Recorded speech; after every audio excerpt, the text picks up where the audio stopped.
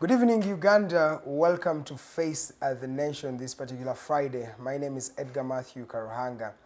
In this particular episode of the Face the Nation, I have Counsel Ladislaus Rwakafuuzi. This gentleman is a lawyer, an advocate of the High Court. You cannot talk about human rights law and constitutional law in this country without mentioning the name Ladislaus Rwakafuuzi. We want to paint a picture of what is happening in the country today as the Supreme Court made a verdict on charging civilians in the General Court Martial. And of course, one of those civilians is retired Colonel Dr. Kiiza. What does this mean to the land? And of course, this particular week, Dr. Kiiza has been returned to the High Court to listen to the habeas corpus case that was filed by his lawyers earlier on. The case was adjourned earlier, and Dr. Kiiza was returned back to Luzira prison.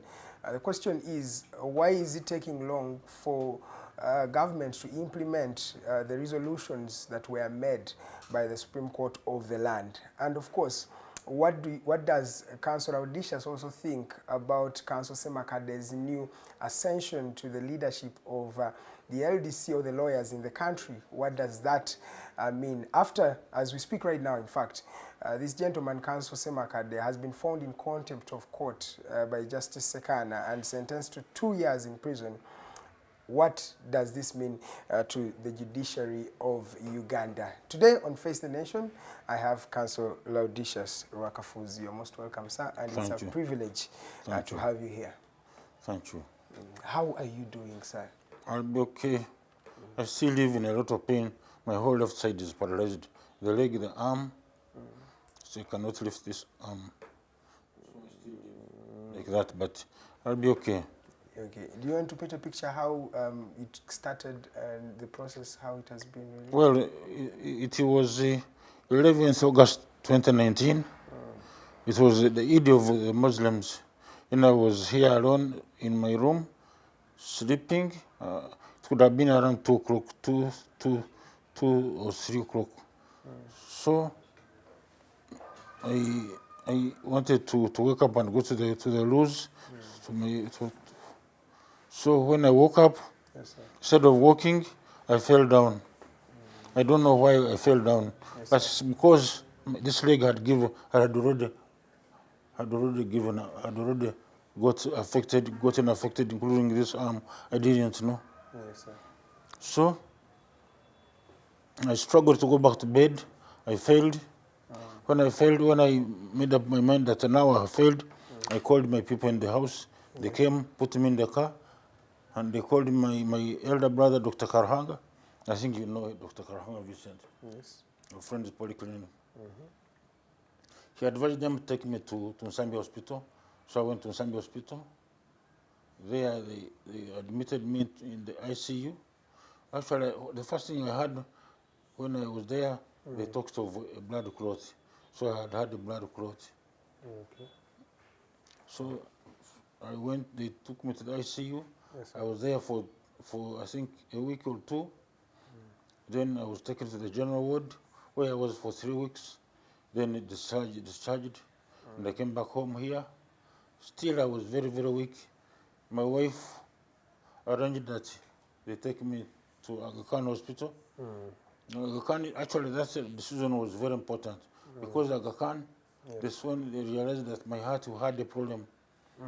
So they treated my heart for around 3 weeks. I was in another ICU in Aga Khan Hospital.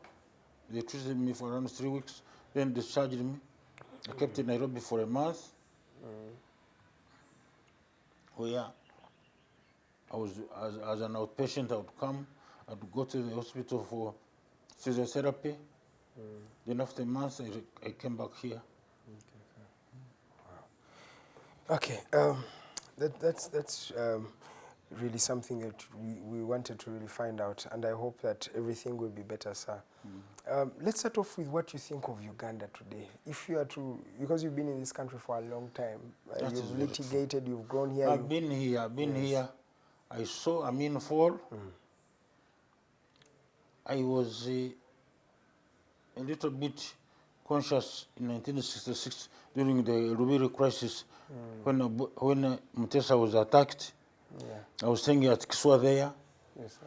and the uncle I was staying with was working in the East African Postal and Telecommunications. So the enraged people, the enraged locals were cutting the wires, those telephone wires. So he was, and they were barricading the roads. So he would come in, then sleep, then they call him. They would come for him to go and repair the broken wires because the government needed to be able to communicate. Oh, that's almost 50 years ago, but you have a vivid memory. Yes, of yes. It. Now, So paint a picture for us what you think Uganda is. With the history you've seen and where we are today, how is Uganda to you?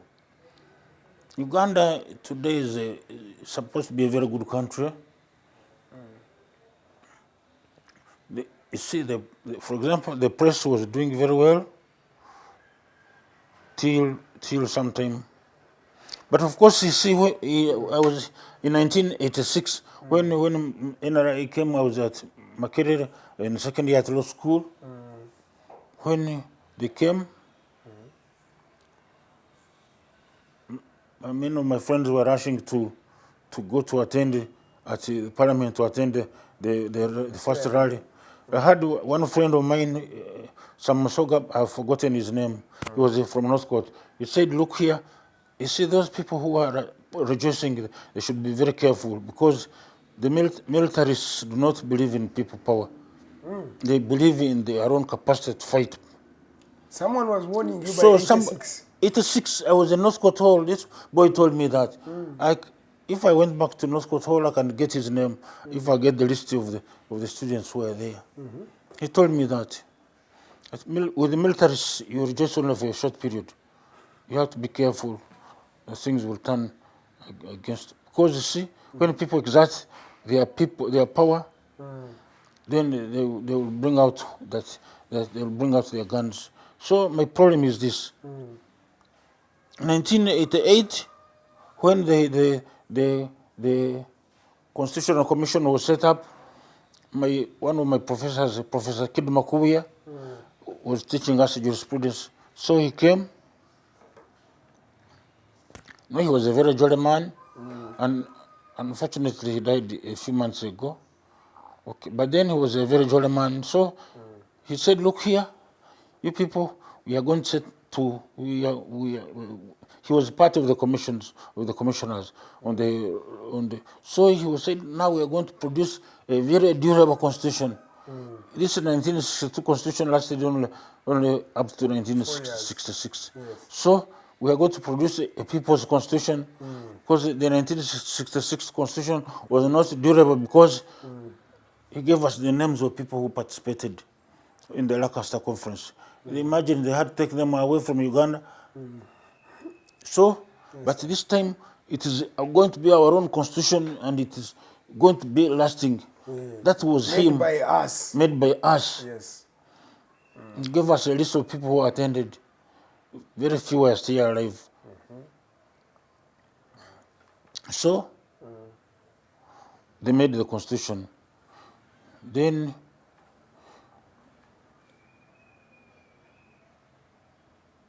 you can see what happened. That the people power, which is guaranteed in Article 2 and 3 of the Constitution. The power, the people shall all the power comes from the In fact, people. it's the first article, Article 1. Power belongs to the people. Power belongs to the people, Yes, sir. and they shall exercise it through Regular, free, and fair elections. through regular, free, and fair elections. Yes, sir. Now, the elections themselves are still regular, but they are regular because there's one man who knows that he will win at all costs. Wow. It's that regularity also will go away. But anyway, the thing is this: what kind of elections? Like the 2021 elections. Me, I was bedridden; I could not walk. But with these phones, I could see everything. I could see blood on Kampala Road. More than 50 people. People died. Murdered. And up to now, we are going into another election, and there has been no talk about what happened and how to avoid it. So really, On that issue, the UPDF came out and said that we apologized for what happened. Is it a problem that Ugandans don't forgive?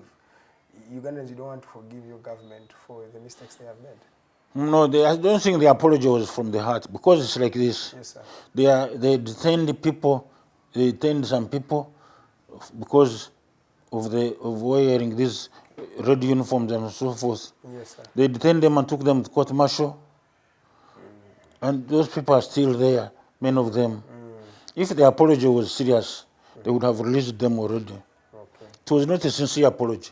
So they killed these people deliberately, and it is going to happen again. I don't see why people are really preparing for these elections. Oh, so you mean the It's a elections are irrelevant? it's a death trap. Anyway, there's people get engaged in them, but they are useless. And Museveni knows that they are just crowning him. But how ready is the opposition really to compete with Mr. Museveni at this time, when you have Dr. Kiiza basically incarcerated, when you have political parties being divided? Some people, for example, FDC has a faction that has money, that say it received some money from some people. The UPC is divided. NUP is divided. All political parties that are vying for presidency or to challenge Mr. Museveni look to be at their worst. Don't you think that this time around Mr. Museveni is really going to win legitimately?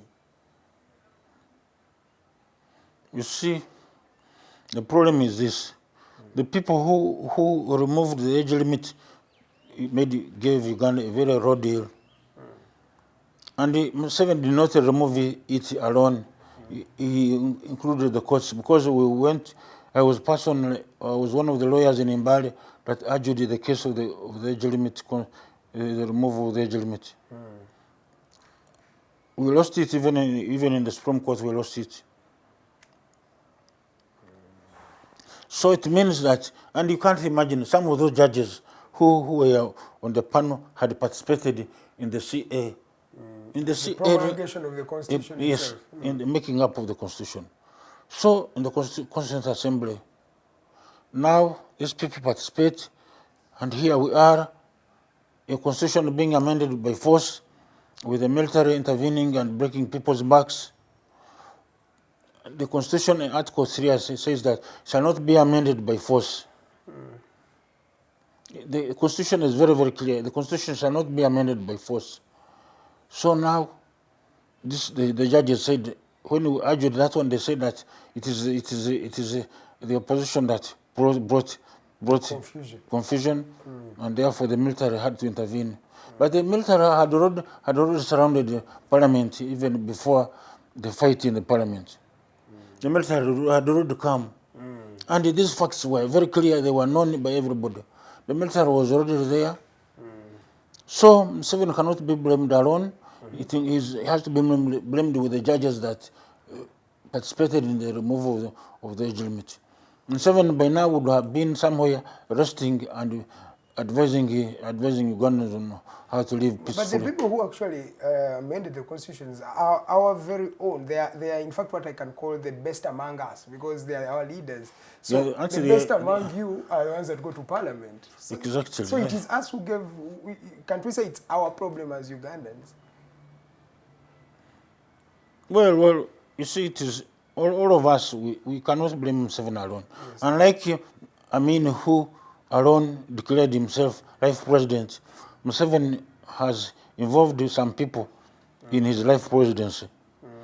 He has been crowned by people, parliament, including the courts. Okay, the courts that you're talking about, Mr. Museveni said they made a wrong decision. In his words, that they said a wrong decision, and his son, the CDF of this country, says that the verdict shocked him first, but he also adds on that it's unacceptable. So what do you think of when the court that you're saying has been sustaining him today has done something that he feels is really, really wrong, and he's unhappy with it? Well, the thing is this. The courts, sometimes people have a feeling that the courts are influenced by the state.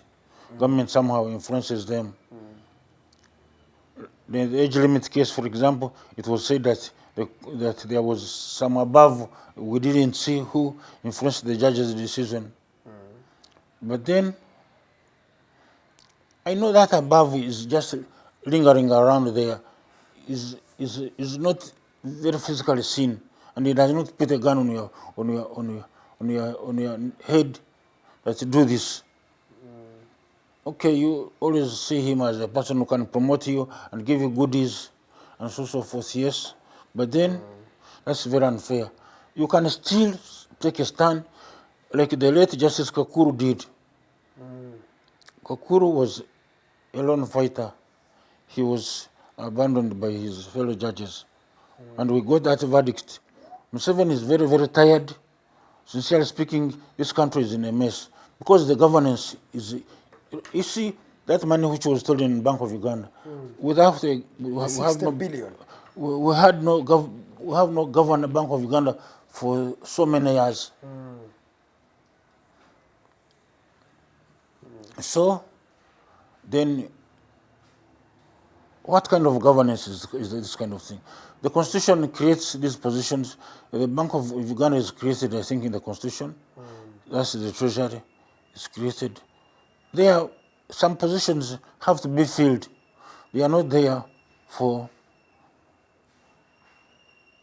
Okay, Museveni has a problem. For example, I have been in court martial. I have represented many people there. He has a problem. Even court martial is very inefficient. What happens is this. You see, he's the chairman of High Command, and he's the one who appoints, who convenes the court martial.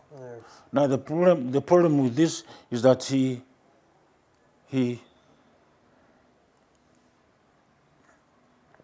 can sometimes spend 2 years without appointing. You know, the appointment is only for 1 year. It's only for 1 year. Sometimes he forgets and he does not appoint people for 2 or 3 years.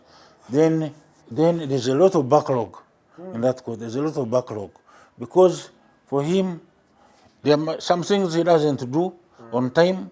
He doesn't know that he has to do them because he's not a servant. He said he's not a servant of anybody, so he has to do what he wants. In fact, when you talk about the General Court Martial, in fact, the Supreme Court verdict rendered it a disciplinary committee. They don't even refer to it as a court. It's not a competent court according to them. But why do you think the UPDF sees this as a very wrong decision? Because it takes away their powers. You see, it's like this. Yes, sir. In 2001, we had general elections. The first election where Museveni was challenged by Dr. Kiiza, and he was shocked. I think he was very, very annoyed by this challenge. He did not expect it. He thought he would rule Uganda without any challenge. He thought Uganda is God sent. Ugandans will always welcome him as God sent, and no challenge should go about him. So now, in 2001, there's then they set up groups of thugs, to terrorize the public. Now these thugs had guns and so forth. Now by 2002, these thugs were going out of hand. They thought they had a lot of power. They started killing people, robbing people's properties. So how do you manage them? You set up a thing like Wembley. Wembley was a no-nonsense form of arresting criminals. But you're saying these criminals were set up by the state itself? Exactly. You see, then, because they thought they had a lot of license, they can do anything. So now, with Wembley is set up to get these people. Then they also say they will go to court martial. That's how court martial came in. Okay. I think maybe there was a point in court martial. It was actually when you hear Museveni talk about guns, talking about security, the security of the people, that's what he had in mind, to control Sagare. We had Wembley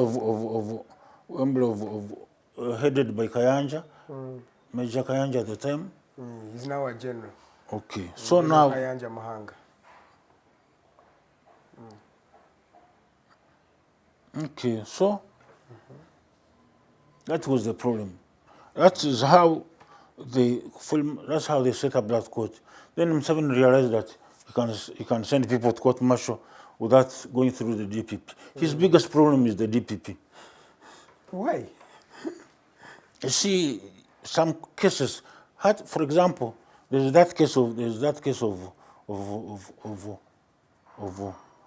rape case they put on Dr. Besigye. DPP, I don't know if the DPP sanctioned that file. Maybe they did, but it's a very, very funny thing. But of course, the good thing, the judge who had the case was very elaborate. He gave a lot of context to the case. Exactly. Yes, yes. So, Museveni does not want the DPP. He does not want anybody to say that, look here, where is the evidence you are choosing about? Because it's through the DPP, let me tell you. Now, for example, they are not very sure that the DPP will sanction Besigye's case. Because you see, the DPP also has her own dignity. She does not want to go into things which are bogus. So, she want to look at the evidence itself. At the evidence, yes. Because you see, it's like this. There's Article 119 and 120, those articles about the DPP. They are very, very important. You see, the DPP is supposed to act in the interest of the people and not to abuse the court process. Exactly. Now, you see, it's like this. Under Article 23 of the Constitution, a person cannot lose his liberty. A person is free to move anywhere he wants, except if he is suspected of having committed an offense. Now, that suspicion must be not a suspicion in public, but suspicion. It must be backed by evidence, reasonable. It must be on a reasonable basis. Yes, sir. This person may have committed an offense, and that person should be the DPP, not anybody person. The DPP should be convinced through the raw evidence presented to the accused. Okay. To her office. Then she looks at the evidence and says, I think this evidence qualifies, gives reasonable. Is a reasonable basis upon which this person should be tried. Okay. You're still watching Face the Nation. I am but then you see, without the DPP, Museveni can contain his political opponents by taking him to court martial. Then my question is, does Museveni believe in the rule of law? He doesn't believe in it. You see, Museveni does not believe in those things of rights and so forth. You see, it's like this. When he was addressing, I think, some judges and others who were opening the East African Court of Justice, sitting in Uganda around 2-3 years ago, he talked about those rights, the origin of those rights, and he really trusted them. According to him, we are not there yet. So he thinks those rights are not for us, because our economic system is such that, our economic status is such that we don't deserve those rights. Actually, a person should look for I don't know. I saw a clip of it, very small, on WhatsApp, but I'm sure it is still available. A person should look for it. Museveni does not believe in those rights. Therefore, we are wasting our time to say that we should we are fighting for rights and so forth. The person who is our leader does not believe in them. Counsel, let me first read for you what he posted about the incarceration of Dr. Kiiza Besigye recently.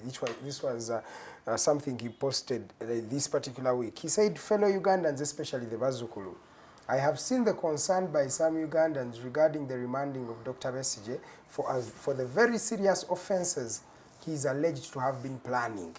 If you want a stable country, the more correct question should be, naye Dr. Besigye bamukwatira ki? Why was Dr. Besigye arrested? The answer to that is a quick trial so that the facts come out. Otherwise, you are promoting insecurity, which is very dangerous for the country. Nobody in the world can easily give us lectures on reconciliation and forgiveness, because that is part of our doctrine right from the 1960s. What do you think about that? In fact, he continues, but let's just stop there. Well, you see, the thing is, the reason we need, the DPP should be the person, you see, Museveni cannot, there must be some objective evidence from a first case presented through, you see, it's like this. The Constitution says that we shall exercise our rights, we shall exercise our power, the people shall exercise their power through the institutions of the state, like the DPP and so on and so forth. So Museveni is a citizen of Uganda and he is entitled to report a case, but the case, it should not be him to give punishment. Let him report the case through institutions like the police and the CMI, and they make up files that disclose a prima facie case. Then once the DPP is satisfied, then actually the proper question I would put to him is that why did he conveniently avoid the DPP? Is it because he just wanted to punish Besigye for opposing him? In fact, he said Besigye is on a hunger strike, and for him, his comment on that is that that's unprincipled blackmail by Dr. Kiiza Besigye. After hearing that they have opened cases on him, he's now going for a hunger strike to receive pity. He said he wants pity from people and easy bail. What do you think about that, the unprincipled blackmail? Is the president himself principled when he avoids the institutions of the state that are supposed to deal with crime?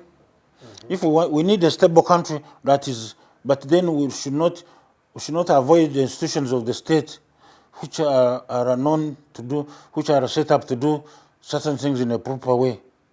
So Museveni, by dodging those institutions, avoid the DPP and goes to the court martial. He took Besigye to court martial because he wanted to avoid the DPP. Because you see, the Constitution says the DPP shall not be concerned with the matters of the court martial. So that's how Museveni avoids. So Museveni is the accuser and the prosecutor at the same time. So is he principled himself? That's a very good question. Okay, Counsel. Lastly, what's your comment on Muhoozi, the CDF of this country? Well, you see, if I was him, I would take off time and go and study, read at least anthropology, political science, and some bit of law, so that he can understand the world better. I think you see, we need him to be educated, to know things much better. But he's an educated soldier. He's decorated even from one of the greatest schools of military, Sandhurst. Exactly, that is true. But you see, let me tell you, you need to know people's cultures, people's histories, and so on and so forth. Like his father, Museveni is very, very, very conscious about people's cultures and so on and so forth. That's why, whenever he talks about food, he says, for us, we don't do this, and so forth. This is understandable. You understand people's cultures. You see, for me, what I would advise him, if I was close to him, I would take off time to study. Because we have professors here in Kampala, in Uganda here, who can give him lectures, the ones which he needs to know. Okay. So let him go and study. So that he speaks from the point of knowledge. Okay, there's also a phenomenon in this country where professionals are not respected enough. The land folk such as the Rwakafuuzis, you people, and Mr. Museveni has even laughed before when he talks about professionals. In fact, we've had even professionals alienating themselves from the politics of Uganda, which even Dr. Messi has termed to say that one of the problems Uganda has are the elites. So what's your comment on that? Well, you see, the politics we have today is very funny. Yes, sir. It involves a lot of hatred and name calling and so on and so forth. It's not based on issues. So people who want not to lose their heads, they prefer not to participate. Because the politics is so rough, so much bribery and so on and so forth. Now, for example, we have this ONC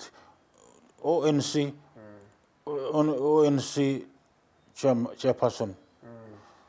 She goes around giving out goodies. She's doing this immediately before elections because if she did it towards elections, it will amount to a bribe. Because then a bribe is an offense, and the president will be disqualified. But now he's giving out these goodies before time, so that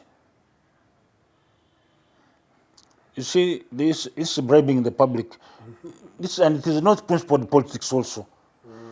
Museveni should not tell others to be principled when he himself is not principled. You cannot be giving out goodies like that from the state park. Isn't it like doing PDM tours? He's saying he's just checking around the country doing PDM tours. Okay, I've seen him talk about PDM. But some people think he's actually doing elections or... He's campaigning, actually, he's campaigning. Wow. You see, this the whole country, actually, this country has a problem. I don't know when people work, because campaigns last 5 years. Immediately after the person is sworn in, others are campaigning. So I don't know when people work really. And Museveni is the cause, because he's always talking politics. Always. Even the PDM thing is so politicized. How so? How so? How is it politicized? I understand some people are not given money because of their political affiliation. I'm not sure about it, but... they've heard of such rumors. Yes. So the thing is very politicized.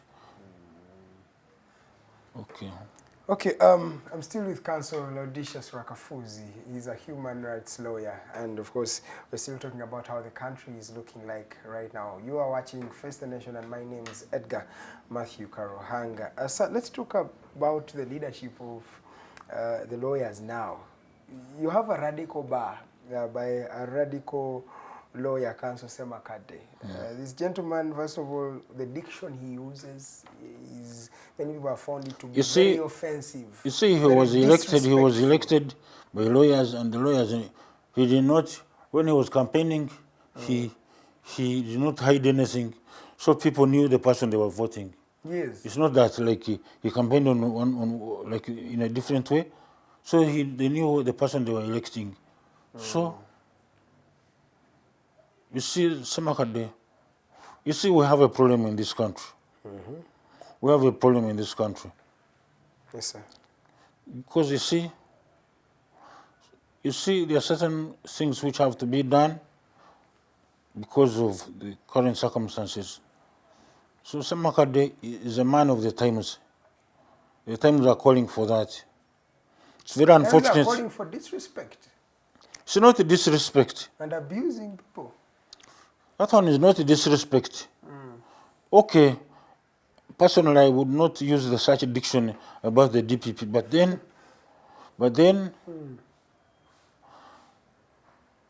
I think sometimes in order to be heard, there are certain things there's certain things we have to do. In order to be heard, in order to push a point home, there are certain words you need to say. You need to use diction. Okay. So Semakade's diction is okay to some extent? Yes.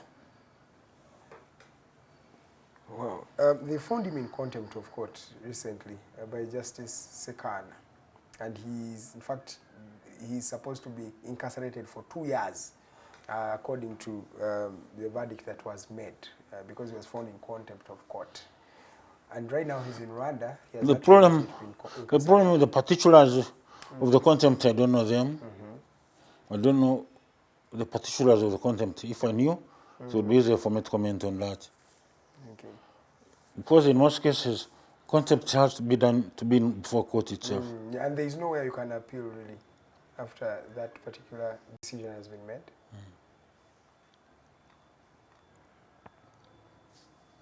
I think you can. You can. Okay, sir. As we come to the end of this discussion, I also want to find out from you. You have a brother, your biological brother of the Deputy Attorney General. He's my young brother. Yes, that is Rwakafuuzi.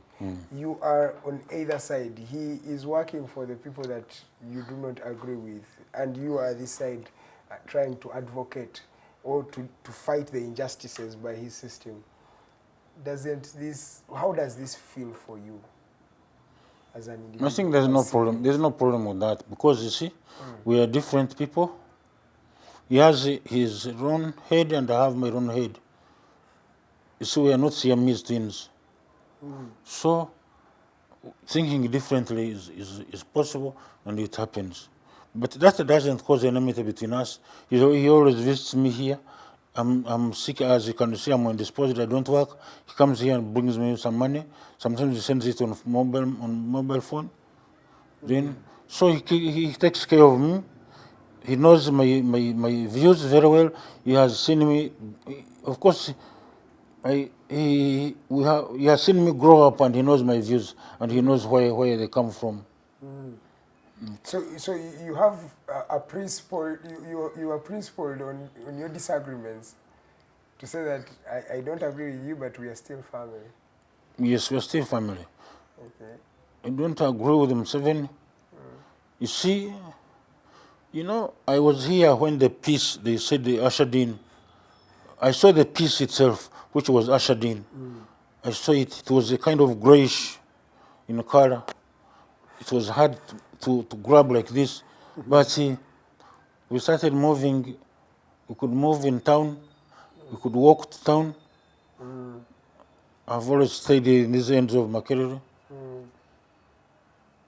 Walk to town. Yes, sir. And come back peacefully, which was not easy in those years.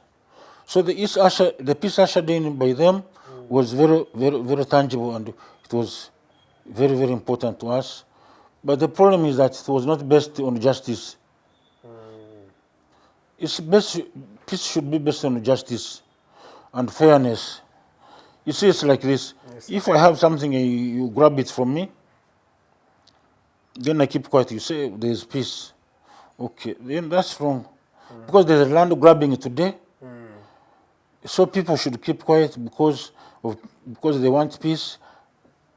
No. Are there some other things that you can say, these things that Mr. Museveni has done right? Some things you can comment It's like this. for. About the peace thing, it is going away because you see, people are being kidnapped in a broad daylight today and put in drones. You see, the phenomenon of drones has to be investigated. I think we need a commission of inquiry into the phenomenon of drones. Who is behind the drones? Because it is something that is tarnishing the image of the government. Why are people being kidnapped in broad daylight, even at night? Okay. There was a time when they were kidnapping Muslims, and I'd always been there representing Muslims. I had so many cases. Actually, the Muslim community, when they heard that I fell sick, they came here. They put their mats here and prayed for me. They were so happy. They wished me well and so on and so forth. They brought me fruits and everything. They did not bring me wine. It's okay. Okay, sir. But the thing is this. Yes, sir. You see, justice and fairness is very, very important. You see, there are people getting money in this country, which uncountable, money which can only be weighed in kilograms. And they are unfairly getting that money. So, Yes, sir. we need fairness. There are people who are selling their land in order to pay school fees. Now we are in the crisis of school fees as we speak now. Parents are really You see, this thing of DNA has risen up because parents are looking at children also as a burden, which was not there some time back. In the past. Because now educating children is very burdensome. So, I think government needs to look into that. Okay. The biggest problem we have today is the government is spending very little money on education. The money which they give to maintain these institutions is very, very limited.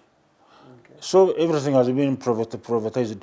You see, social services like education and health have been privatized, and it's too much. It's too long. People are real anxious about their lives. Exactly. People get malaria and they have to spend a lot of money. So, Yes, sir. my view is this government is not spending the money in the right way. Okay. The priorities are not... The priorities. Okay, sir. Maybe if you are to rate for us, if you are to rate the judiciary, let's say out of 10, how much would you give it?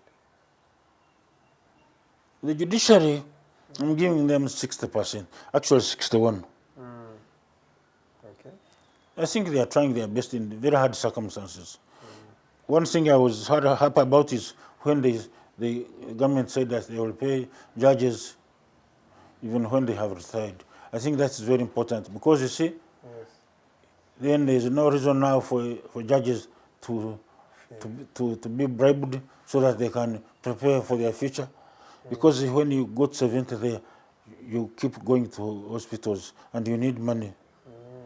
So, Okay. How about the parliament? How would you rate it?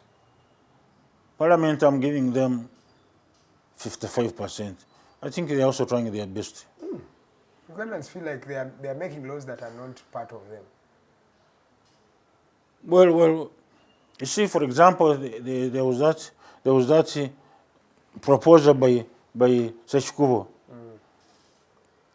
That was a very, very important proposal. Yes, sir. But then Seshikubo was misunderstood. I think some people thought that they were aiming at the speaker, or even this gentleman of Masaka, Samba. They thought that they were aiming at those people. I don't think Seshikubo was aiming at those. But the real aim was to discuss the issues of these other people, Okay. as he put it. How about the military? The military, you see, the problem is this. The military was doing well till recently they imprisoned my friend Kiiza. They imprisoned him just to show power. It was very unreasonable. I've been in that court. I've been the first chairperson of that court to try civilians was General Tumwine. Yes. Tumwine was, his biggest problem was coming late. Sometimes he would come at 3. You can imagine. We've been waiting from very early in the morning. He comes at 3. He has been painting his pictures in his gallery. Then he comes at 3. But Tumwine, what he did, once he read some of these things and he realized that they were not about government security, he dismissed the files and sent them to Uganda Road Court. Okay. Wow. So the military is just getting spoiled now. It's getting spoiled now. Okay. So I'm giving, because of Mugabe, Freeman Mugabe, I'm giving the military 44%. Okay. Lastly, how about the executive led by Mr. President? Well, for me, I would blame him for failing to appoint the Governor of Bank of Uganda in time. But then I commend him for appointing very able people, these two gentlemen, very able guys. They are going to do a very good job. I know them. They are very, very able people. Okay. Thank you so much, sir. Maybe lastly, what do you think can be done to make Uganda a better place for the next generation that is to come, for your children and, you know? Okay, you see, my biggest problem is this. I wish You see, I think we need a different leader. Museveni has done his part. He needs to find a way of peacefully handing over power to someone else. He needs to do it peacefully, so that we don't go back to the past. Because you see, if people are going to take up arms again to fight for power, it's going to be very unfortunate. That means Professor Kid Makuya's statement that we are going to make a constitution that is going to be durable and it is going to be made by the people. The power will be for the people. They will elect their leaders and so forth. Well, unfortunately, the professor is dead now, but whoever he is, his bones must be turning in the grave. Wow, sorry. Thank you so much, Counsel Ladislaus Rwakafuuzi. That is Face the Nation for today. We've had Counsel Ladislaus Rwakafuuzi. We've talked about everything concerning this particular country, and those are some of the insights that the Land Council can give us on how Uganda can be made a better place. My name is Edgar Mathew Karuhanga. We shall see you again soon at exactly 5 every Friday. We're always here with you, having you face the nation. From the entire team, God bless you. See you next week, same time, same station. Good evening, Uganda.